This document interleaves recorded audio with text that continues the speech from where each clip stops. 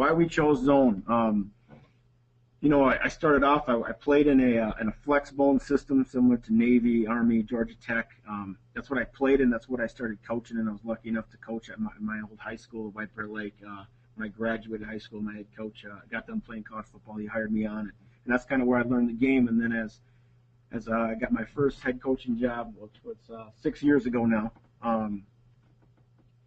went in and had 3 quarterbacks who were all coming out of a shotgun offense, hadn't taken any under center snaps, and we said, you know, let's go to pistol, and we ran pistol veer, pistol midline, speed option, outside veer, and that kind of stuff. And as we moved on, you know, the place would end up cutting back quite a bit, and zone was part of our package, but wasn't the main part of our package, and also the way that, you know, veer is something we do. It's part of our offense, but it's not the mainstay of our offense. That's inside and outside zone, and it's because of these factors. It's because you know, it's great against all fronts. We don't really concern ourselves with what defenses line up, and we know we're going to get, you know, an odd front, an odd stack, you know, an even front or an even stack, and that's kind of all our guys know, and that's all our old linemen really worry about. And so what the zone's done for us is allowed us to have simple rules with our linemen, and it's created consistency and confidence in those guys so they can go out and play. And I think, you know, that's allowed the skill guys to look great because of what our old linemen are able to do. I also like that it's got 3 different points of attack. You know, we can bang it in there, we can bend it, we can bounce it, and I'll get into that a little bit. And then also, you know, the quarterback can pull it and take it off the backside edge. So it really puts a strain on defenses and makes them play assignment football. We found that when teams try to blitz us or teams try to play multiple fronts, it puts them in a harder spot. That, you know, our zone scheme, our option football scheme combined with our no huddle pace really forces us to see forces defenses to kind of play some vanilla defenses against us and let us do what we want. And it's led to a lot of success this year.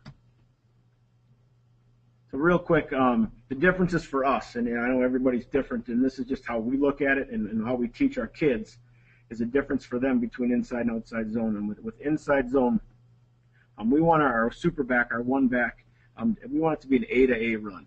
You know, when that play bounces, typically things have broken down inside and we're in play. That's kind of when we found we get our negative yardage plays. So we really want it to be an A gap to A gap run, and we tell that guy, you know, hit it in the backside A gap, and if it's not there, you can bend it back, to the play side A. But that's where we really want that play to hit. And after that, that's kind of all I tell them. After that, I let an athlete be an athlete. I mean, our outside zone game, it's more of a B gap to D gap run. So we're trying to hit in perimeter.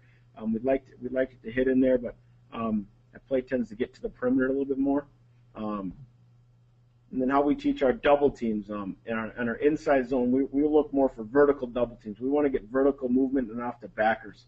So we tell our linemen to pound it down and let the backers kind of show up in our laps. And with that, we have our super backs press the hole a little bit more to get those backers to step up and to kind of deliver those guys to the linemen.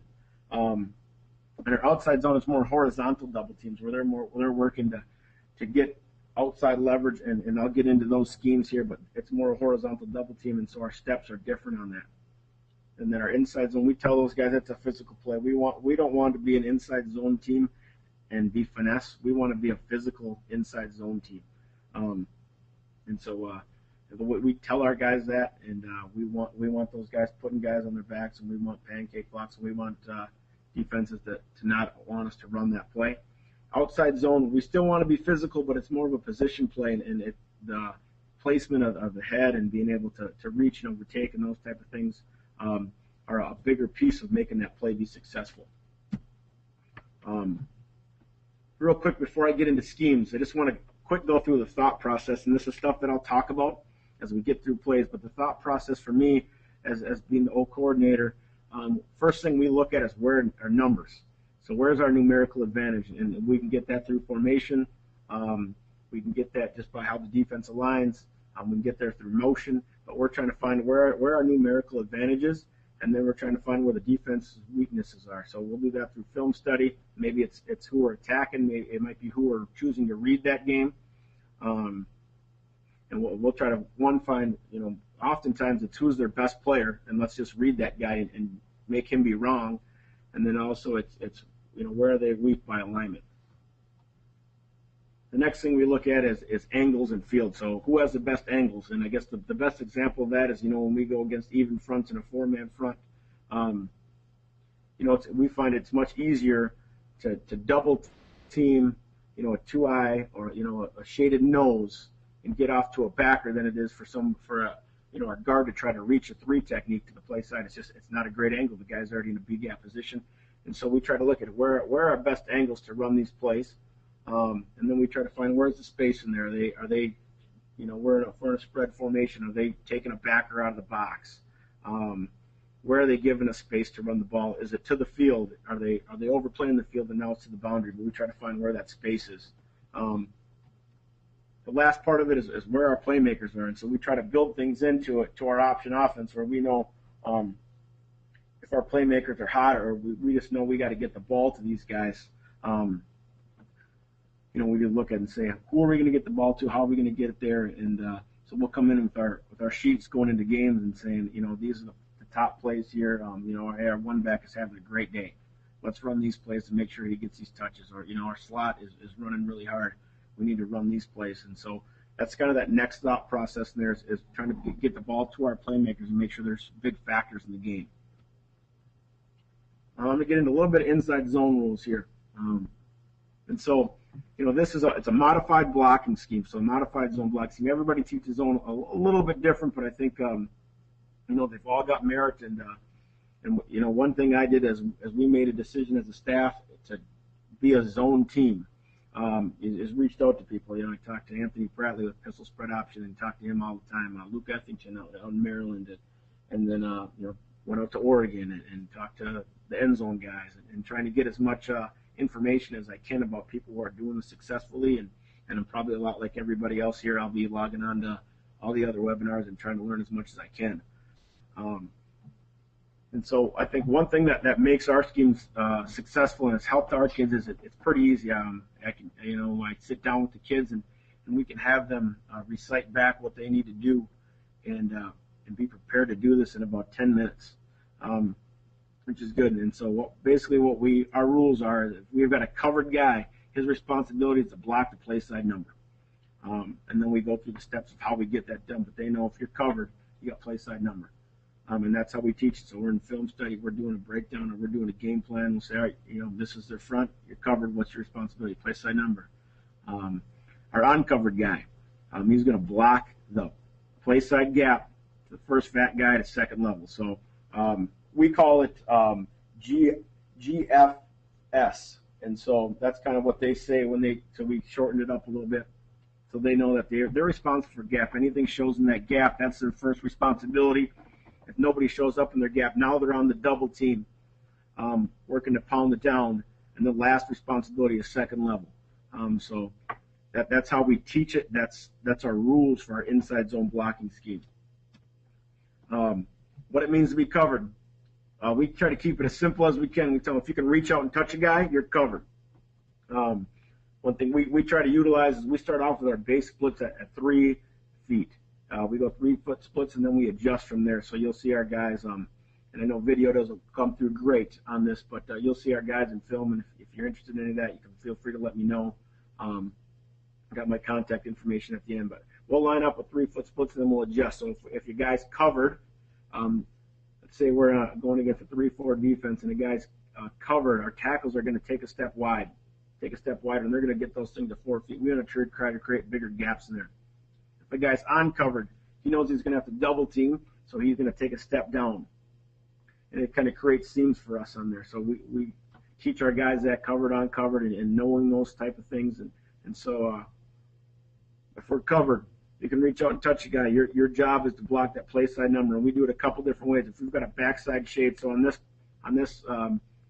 example, our O-line is all zoning to the right. They're all taking zone steps to the right. So if we are covered to our backside, we call it a lead step. And what a lead step is that guy's going to, everybody's stepping with their right foot. Our right, in this case, our center is going to take his right foot and just step vertical with it. And what we want to do with that is if we want to create a bigger gap, and we found When we take zone steps on that, and you've got a backside shade in there, it creates a bigger gap and makes it hard for the double team to occur. It puts the backside player, the guy that you're double teaming with, in a little bit of stress to get there. And so we moved to taking the lead step and being more physical at the point of attack. So he'd take a step with his right foot there. And then if we have a head up or a play side shade, we treat those the same, and we take a zone step. So we're going to take a 45-degree 6-inch zone step, work to our second step to get our knee to the crotch is what we tell those guys, and split that guy. So our helmet is on his play side, and that's how we teach that. So we spend a lot of time working lead steps and zone steps and getting those double teams down. The next piece of it and how it all works is the uncovered guy. So if the guy's uncovered, he's not covered, so we reach out. You can't touch anybody, or he's covered by the guy we're reading. We treat those the same. So if you look in this scenario right here, that's our read guy. So our read guy, we call him the untouchable guy. We're not gonna mess with that guy. So if you're uncovered, your GF2 is our GF2 here. So you're going to take that play side gap. First fat guy to second level. So in this case, this play side guy's probably going to get blocked if he's a play side shade. So he's going to take this zone step and climb vertical on his path to block a linebacker. If you're uncovered, and that's if this guy's if you're uncovered and you're going to double team, you're going to have these guys take a gap step. So if you look at this in these scenarios, both these guys are gap stepping. They're going to work to their double team. So now we can double off to backers. And so really they know if uncovered, the majority of the time they're gap stepping unless that read guy's on them, and then they're going to zone step. So hopefully that makes sense for you guys. That's just the fundamentals of how we teach it, and what we start off with. And those are our first, we spend a lot of time on that, getting our guys comfortable with it. So I'm going to quick go in. Here's all the variations we run. I just kind of want to give you an overview of the things that we're going to cover. It starts off with zone read. A lot of people run it. This is traditional zone read. It's a double option play. It's our quarterback and one back play. We run zone bubble. And so we attach that. We run it to number 1, number 2, or number 3 out of trips, out of doubles 1 or 2. And I'll go into that and how we look at where we want to run that. We run options. So we'll run that with bringing our backside slot into pitch relationship and getting an extra guy to the play side. And so we'll pull, and that's a pull pitch type of deal for us. Then we attach jet to that, so it's a jet read play. We run a lot of jet. All of our jets are jet reads, so our O-line kind of just know a zone. They have no idea any of these tags. All these tags are backfield tags. So for our O-line, it's inside zone. Hey, you want us to zone right? We zone right. All the other stuff is all the smoke and mirrors and all the different stuff to get our players the ball. So in this case, when we run our jet stuff, our quarterback replaces the super back, which is the S, as the inside runner, and the super back becomes a lead blocker. So we get an extra guy to the play side. So it's a play that we like to run if our quarterback's running well or our slots are running well. We know we're going to have those guys in a good position, and allows our quarterback, if we've got a guy we feel like is a good zone runner at the quarterback position, which we had this year, it allows him to be the zone back, and we really like that. Backer is a tag that we use to change our read man to the play side linebacker. So if we were zoning right, what it does is it changes it for really one guy, and the guy who the read guy was on. So our tackle, if we're zoning right, our left tackle would hear that backer call, and he would know that we're now reading that high backer, and now he's going to base and block on to the guy who was the read key, the DN. And this is one of our answers for scrape exchange. So if we've got a lot of teams that like to pinch and scrape and play different games in there, we'll read that backer and let him run himself out of the play and give that ball to one back, and now we've got an advantage of numbers in there. The last variation we run is midline, and what that does is change our read guy to the interior lineman. So typically we do it to a 3 technique, but it allows us to run midline zone, midline scheme, midline type of play with our zone schemes up front. So all that changes for our O linemen is they just know we're changing the read key. And other than that, it's a play that we only run right now against even fronts. We've toyed with it against odd fronts. I just don't quite have the balls to run it at a true nose. But I know other people do, and other people have done it. But it's something that we run against even fronts. So